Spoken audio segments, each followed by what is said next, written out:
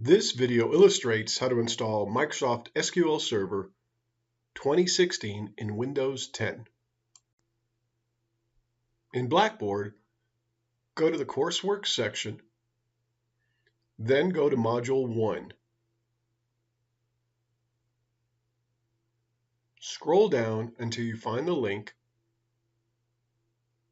that says Installing SQL Server and SQL Server Management Studio. Click the link. It'll take you to the Microsoft website. Click Download, and the download should start. There's also other versions of SQL Server Express on this page. If it doesn't start, you can click here to download manually, but it's actually started, so I want you to click on that particular link at the taskbar. So click the link on the taskbar to get the installation started.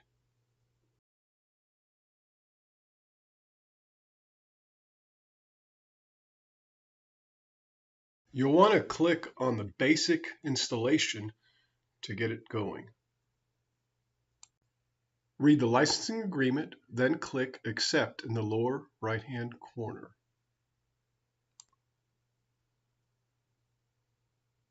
I recommend that you leave the default path to install, but you can also browse to a path where you would possibly want to install it at.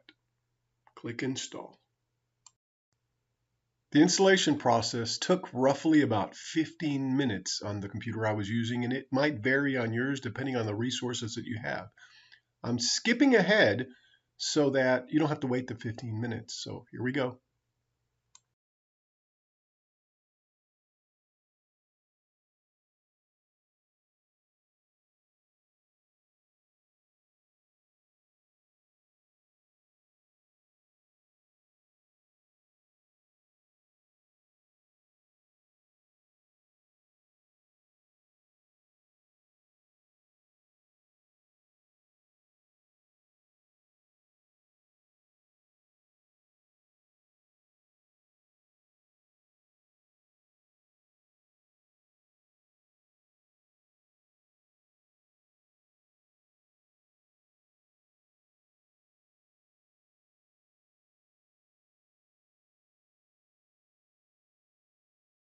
Once the installation is successful, you'll want to install the SQL Server Management Studio by clicking on the link right there. Once you've clicked it, a web page will open up to allow you to download it.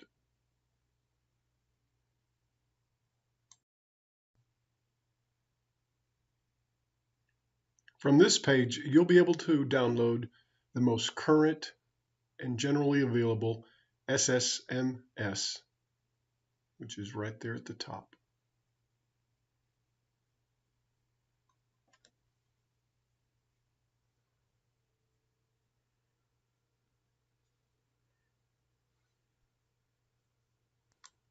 Click on the link to download it. Tell it run, or you can download it and then run it.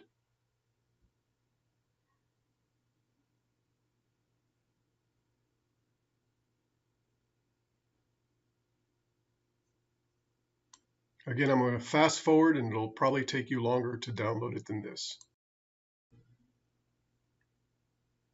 Once the Microsoft SQL Server Management Studio installation screen comes up, click Install to begin. And again, I'm going to fast forward.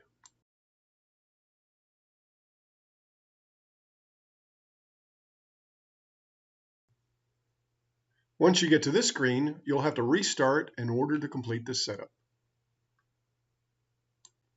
So now we need to find the SQL Server Management Studio. If you go over to here where it says type here to search, type in SS, and usually it'll pop up, and there it is right there. Click it. Depending on the resources you have on your computer, this might take a while.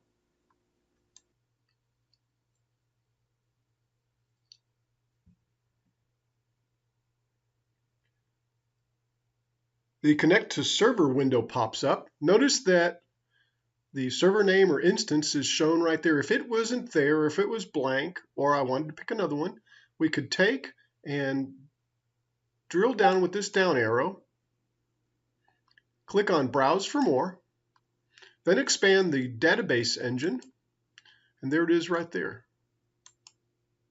Tell it OK, then connect. By the way, that's one place where you do a screenshot, and then once you get into the Object Explorer in here is where you do the other screenshot. Don't forget to follow and to also set the bell to be reminded of new videos as they show up. Anyway, thank you for watching.